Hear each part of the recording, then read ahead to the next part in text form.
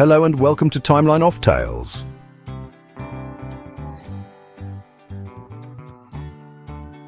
It's a strange and I suppose rather unsettling thought to consider that progress, real, tangible progress, can be born from acts of profound darkness. We tend to think of human advancement as a linear path, a steady march towards enlightenment, driven by invention and noble ideals. But when you look closely at the architecture of our modern society, at the laws designed to protect us, you sometimes find the foundations are laid not with brick and mortar, but with the memory of tragedy. It forces a rather uncomfortable question. Must we witness the very worst of human behavior before we're compelled to be our best? It's a paradox I find myself returning to. The stories we're about to explore are not easy to hear. They speak of devastation, of lives cut short, and of a trust so completely betrayed it seems to rupture the very fabric of our shared reality. Yet, within these narratives of almost unimaginable cruelty, there is another, quieter story unfolding. It's a story of resilience, of communities refusing to be defined by their pain, and of a collective demand for change that grows so loud it becomes impossible for those in power to ignore. It's a reminder, I think, that even in the aftermath of evil, there can be a powerful and perhaps unexpected drive towards creating a safer world. What if I told you the worst crimes in history didn't just destroy lives, they rebuilt our world? It's a provocative statement, I know, and one that feels almost wrong to say. It risks diminishing the suffering of the victims, and that's the last thing one would want to do. But the evidence is there, written into our law books and coded into our societal procedures.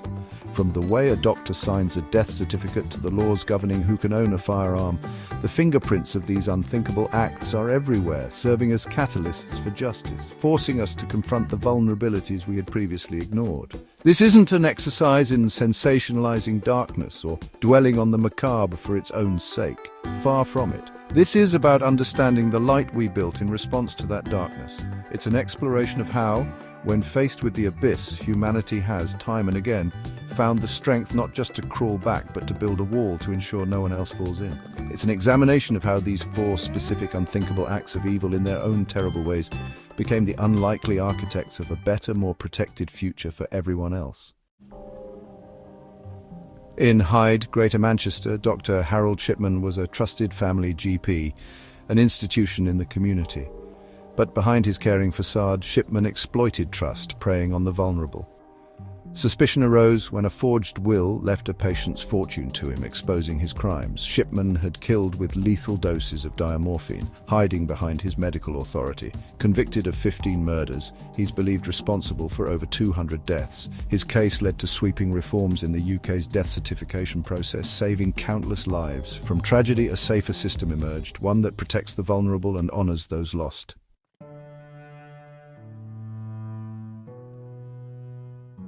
Dunblane, Scotland.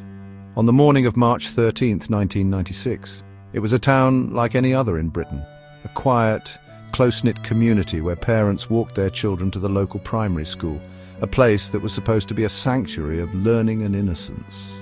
The day began with the familiar routines of school life. Children hanging up their coats, finding their seats, and for one class of 5- and 6-year-olds, heading to the gymnasium for their physical education lesson. It was an ordinary morning filled with the kind of mundane, happy moments that make up the fabric of childhood. No one could have possibly imagined it would be the last ordinary morning Dunblane would ever know. The safety of a school is something we take for granted. It's a foundational belief in our society. We send our children off in the morning with the absolute conviction that they will be protected, nurtured, and returned to us at the end of the day. It is, I suppose, one of the most basic social contracts we have. That contract, that fundamental assumption of safety, was about to be violated in the most brutal and incomprehensible way imaginable, leaving a scar on the national psyche that has never truly faded. The events of that morning would challenge the very notion of what it meant to be safe in modern Britain. Into this scene of childhood innocence walked a man named Thomas Hamilton. He was a local man known to some in the town, a former scout leader who had been ostracized and held a series of bitter grudges.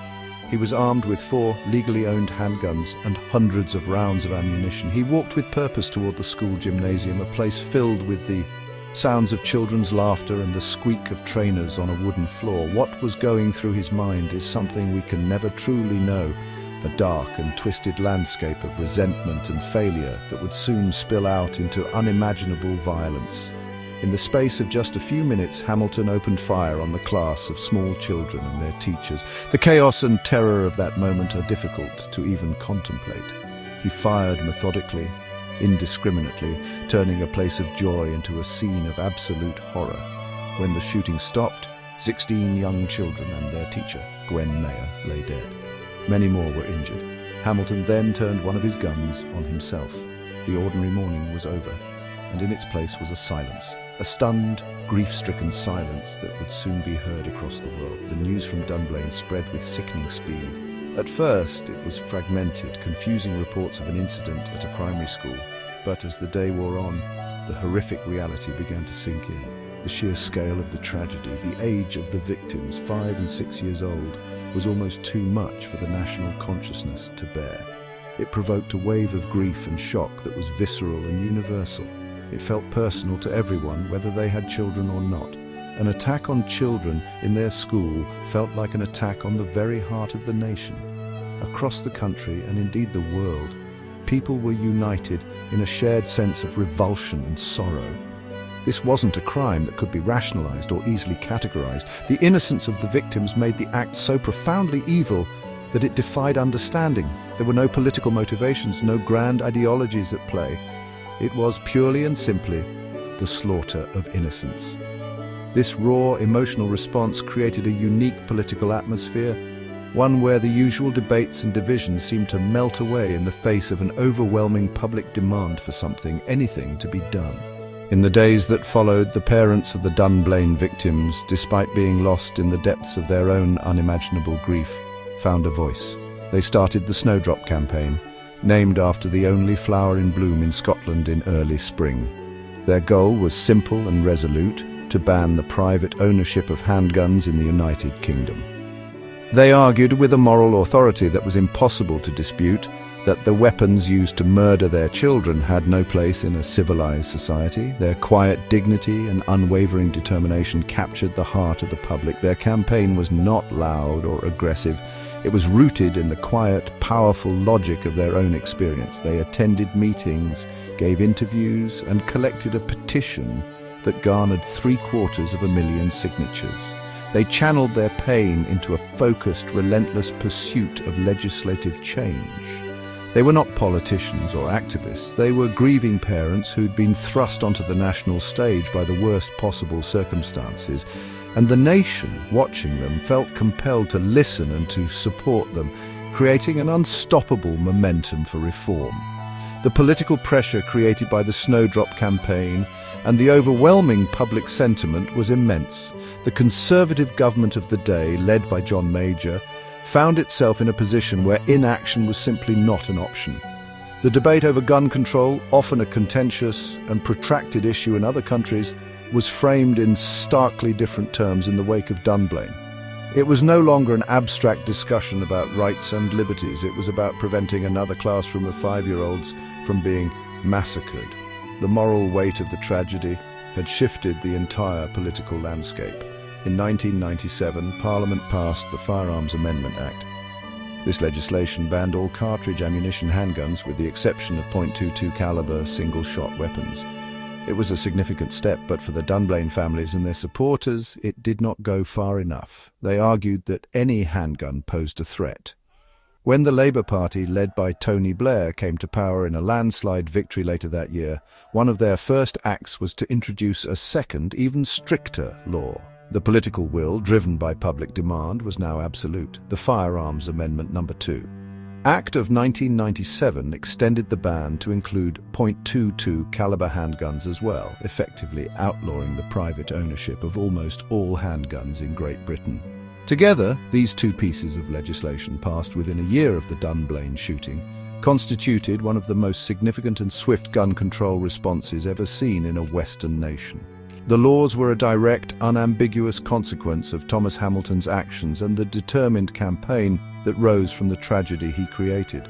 It was a moment where a nation collectively decided that the price of civilian handgun ownership was simply too high. The impact of these laws has been profound and undeniable. Since 1997, firearm homicides in the UK have dropped dramatically. And, perhaps most tellingly, there has not been a single school shooting in Great Britain in all the years since Dunblane. The laws that were born from that terrible day have created a legacy of safety. It is a legacy paid for, with an unbearable price, the lives of 16 small children and their teacher. Their memory is now enshrined not just in memorials of stone, but in the very laws that protect every school child in the nation today. On April 22, 1993, Stephen Lawrence, a bright, ambitious black teenager, was murdered in a racially motivated attack while waiting for a bus in southeast London. His killers were known, but the police response was shockingly slow and flawed. The investigation was marred by incompetence and institutional racism, leaving Stephen's family to fight for justice. Their tireless campaigning led to the Macpherson inquiry, which exposed deep-rooted racism in the Metropolitan Police. The resulting reforms changed British policing forever, and Stephen's legacy endures as a catalyst for confronting systemic racism.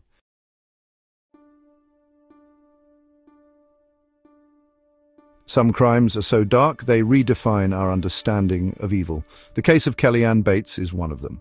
In 1996, Kelly, a bright 17-year-old from Manchester, moved in with James Patterson Smith, a man over 30 years her senior. Smith isolated her and over weeks subjected her to unimaginable torture. When police finally entered the house, they found a scene so horrific it scarred even the most experienced officers. Smith was sentenced to life in prison, but the case left a lasting impact. It led to new trauma support for police and changed how such crimes are investigated. Kelly's tragedy forced a reckoning with evil and made justice stronger for future victims.